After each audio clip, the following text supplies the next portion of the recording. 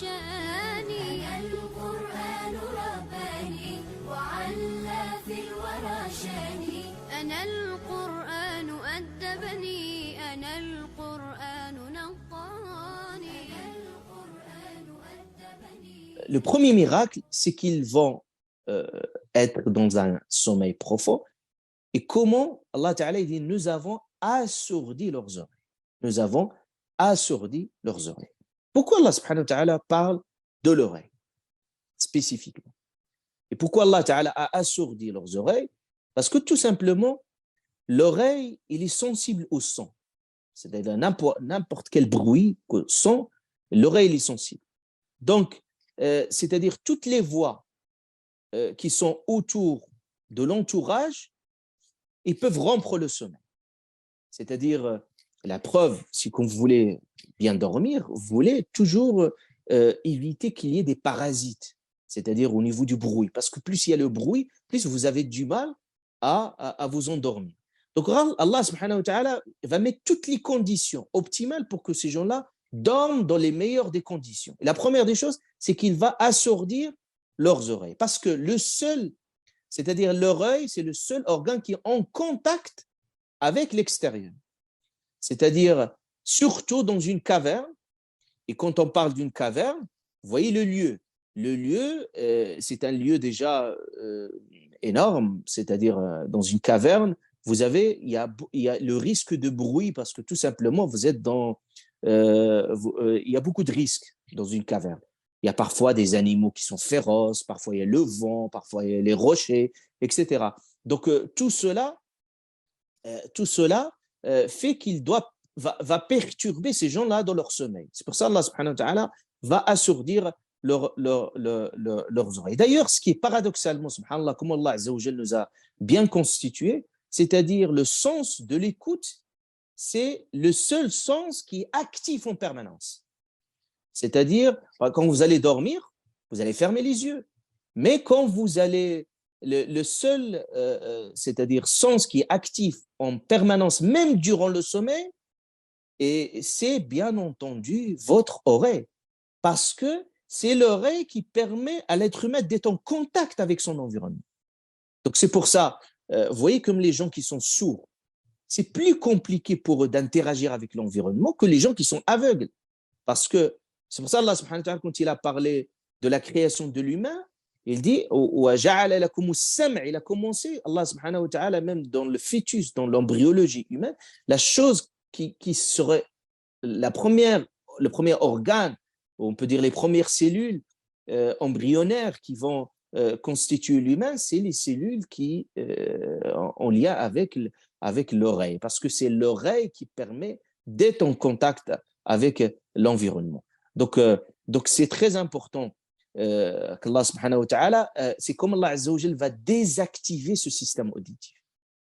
C'est-à-dire, c'est comme il y avait un voile interne dans l'oreille qui empêche la filtration de ce son. Et d'ailleurs, aujourd'hui, même scientifiquement, les gens qui étudient le défi scientifique dans le Coran al-Karim s'arrêtent sur ce verset coranique. Il parlait même d'un système, des systèmes qu'Allah subhanahu wa ta'ala nous a dotés en tant qu'être humain. C'est ce système qui nous permet, dans l'oreille, qui nous permet d'être en état de veille. C'est-à-dire, en état de veille, et il garde toujours le corps en état de réflexe. C'est-à-dire vis-à-vis de toutes les stimuli qu'il y a dans l'environnement. Donc, Allah subhanahu wa ta'ala va inhiber, c'est-à-dire va désactiver ce système.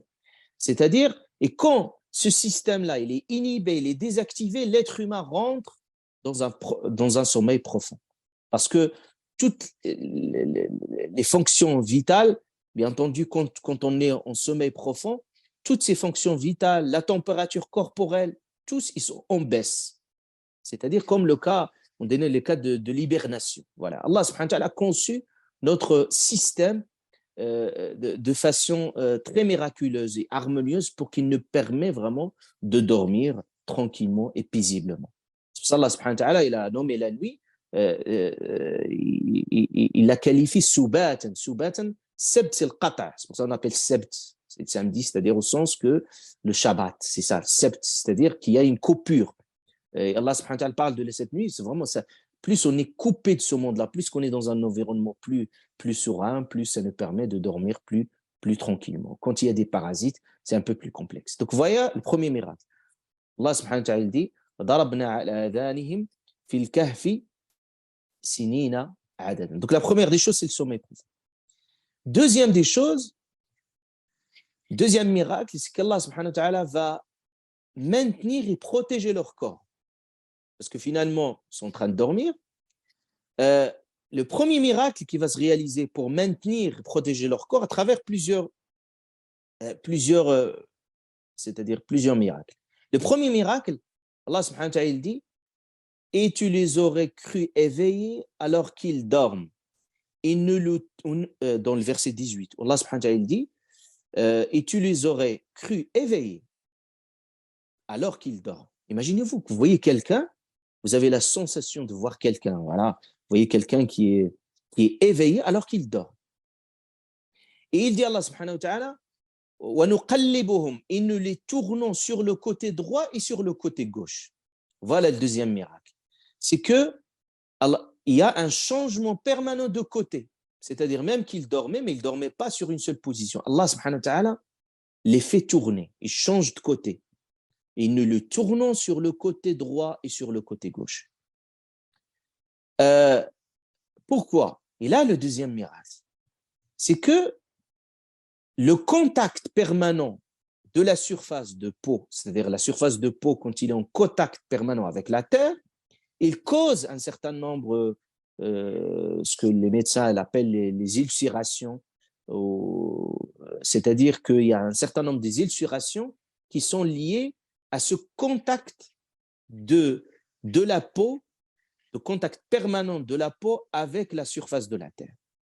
Donc c'est pour ça, même dans la médecine moderne aujourd'hui, c'est-à-dire dans la convalescence, c'est-à-dire on utilise cette méthode pour les patients qui sont en état de coma, on est obligé, ou de paralysie qui soit partielle ou totale, on est obligé d'utiliser cette méthode pour les faire tourner, parce que sinon, le corps va se décomposer, va pourrir. Donc, on a besoin de ce mouvement qui est essentiel pour la réhabilitation, bien entendu, du corps. Donc, ça, c'est le deuxième miracle.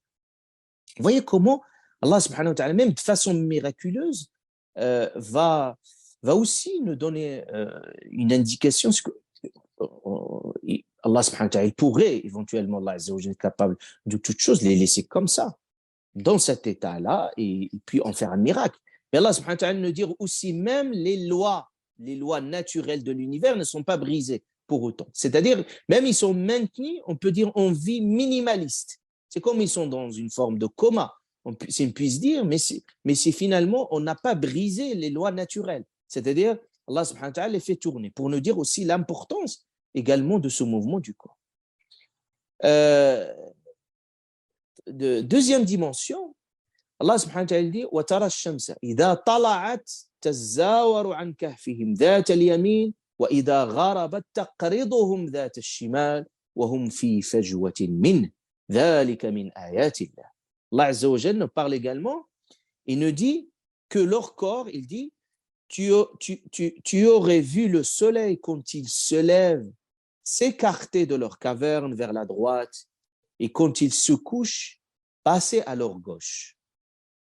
Donc, l'autre miracle, c'est que le corps a besoin d'être exposé aux rayons du soleil. En plus de les tourner, le soleil est indispensable. Pourquoi? Donc Allah subhanahu wa ta'ala va exposer l'exposition de leur corps et de la caverne d'ailleurs. Le lieu, il a besoin d'être aéré. Donc, le rayon du soleil, Allah subhanahu wa ta'ala dit wa tara ash-shams idha tala'at. Regardez même le soleil, comment il se lève. Tazawwaru an kahfihi. C'est-à-dire, c'est comme le soleil fait une petite visite. Et à la fin, il dit taqriduhum. À la fin, c'est juste des petites piques. C'est comme les soleils, c'est-à-dire au moins une entrée du soleil. Donc le fait d'avoir de façon régulièrement et de façon équilibrée dans la journée cette exposition au soleil, comme vous le savez tous, c'est pour prévenir le taux d'humidité, parce que quand il y a le taux d'humidité qui est très élevé, c'est un peu très dangereux. Et vous savez, le développement des moisissures, ils sont liés finalement quand le soleil n'est pas exposé. Donc les rayons des soleils sont indispensables.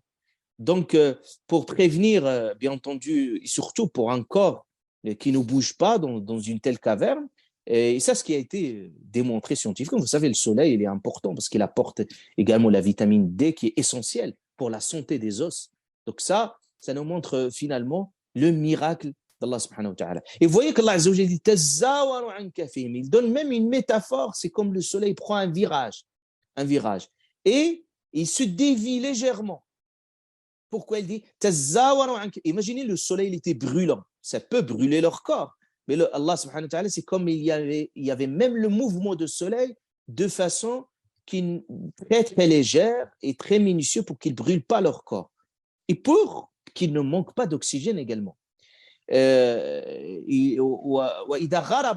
il couche le soleil, taqriduhum, c'est-à-dire c'est un peu de lumière avant le coucher du soleil. Vous voyez comment Allah subhanahu wa ta'ala a mis les choses de façon très, très parfaite et harmonieuse et minutieuse.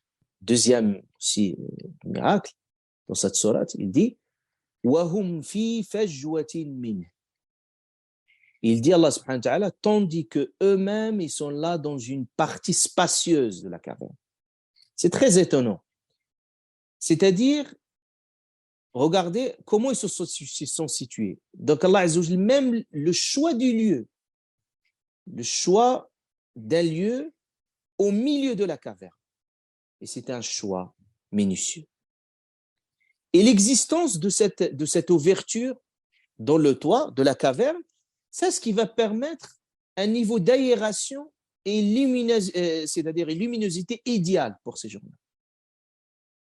C'est-à-dire, Allah subhanahu wa ta'ala les a mis dans un endroit stratégique au sein de la caverne, et justement l'existence de cette ouverture-là, ça permet vraiment d'avoir cette aération et cette luminosité qui est importante pour le miracle.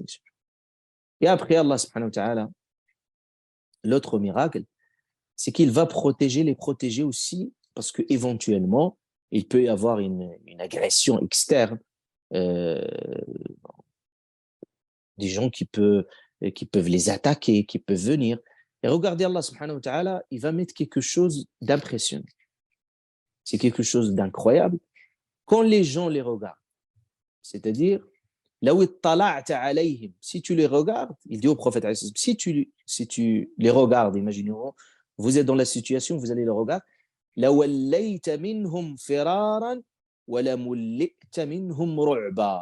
subhanahu wa ta'ala, et si tu les avais aperçus, certes, tu leur aurais tourné le dos en fuyant, et tu aurais été assurément rempli d'effroi devant eux.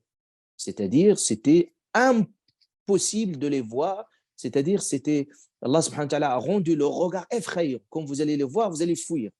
Justement, on racontait que ce roi-là, avec ses milices, ils sont arrivés jusqu'à la caverne, et quand ils les ont vus, ils ont fui, ils ne pouvaient plus les voir. Donc Allah subhanahu wa ta'ala voulait également les protéger. Il a vu que le regard, il est étrange, effrayant, que les gens ne peuvent... C'est comme vous regardez des gens qui sont morts et vivants. Ils changent de côté. Et puis, ils ne se réveillent pas pour autant. Et tu vois déjà leurs yeux. Allah subhanahu wa ta'ala également parle également des yeux. Il dit, et tu les aurais vus éveillés alors qu'ils dorment. C'est-à-dire que c'est comme tu vois les yeux éveillés. Allah subhanahu wa ta'ala n'a pas dit tu les aurais crus morts alors qu'ils dorment. Non, tu les aurais vus, crus éveillés. C'est-à-dire, quand tu les vois pour la première fois, les signes de la veille, ils sont manifestes. Ça veut dire, là, la preuve, c'est qu'il y avait un mouvement des paupières. C'est-à-dire, on voyait que des gens-là, ils sont dans un état d'éveil normal. C'est-à-dire, et ça, c'est ce qui fait que ça, c'est l'une des raisons, en fait, du caractère effrayant, en fait, compris ces gens-là, parce qu'en fait, on les voit les paupières, et en même temps, ils sont en train de dormir. Donc, il dit Allah subhanahu wa ta'ala, donc ça, c'est une dimension subjective. Les gens, quand ils les regardent, Allah subhanahu wa ta'ala a mis cet état d'effroi quand il les regarde. Et également, Allah subhanahu wa ta'ala il dit, en plus de cela, Allah subhanahu wa ta'ala il dit, il va, pour les protéger également contre cette agression externe, c'est que il va mettre leur chien à l'entrée de la caverne. Il dit Allah subhanahu wa ta'ala, il dit, tandis que leur chien est à l'entrée, pattes étendues. C'est-à-dire, c'est comme le chien, il est également en train d'assurer cette protection. Donc, en résumé, c'est-à-dire, voilà, en résumé, parce que le temps presse, Inch'Allah, en résumé, on peut dire que Allah subhanahu wa ta'ala a garanti toutes les conditions naturelles, médicales, pour que ces gens-là restent tout ce temps-là. C'est-à-dire plus de 300 ans. Donc, premièrement, on a vu un apport suffisant, régulier des rayons de soleil. Un changement du côté, c'était important pour le corps. Et Allah subhanahu wa ta'ala également a empêché leur sens d'être altérés à cause des stimulations qui peuvent être externes. Allah subhanahu wa ta'ala a mis une ouverture dans le toit de la caverne pour assurer une bonne aération et les a protégés également contre toute agression extérieure avec ce qu'on vient de citer. Donc tout cela, Allah subhanahu wa ta'ala a mis au service de ces gens-là pour qu'ils seront bien protégés.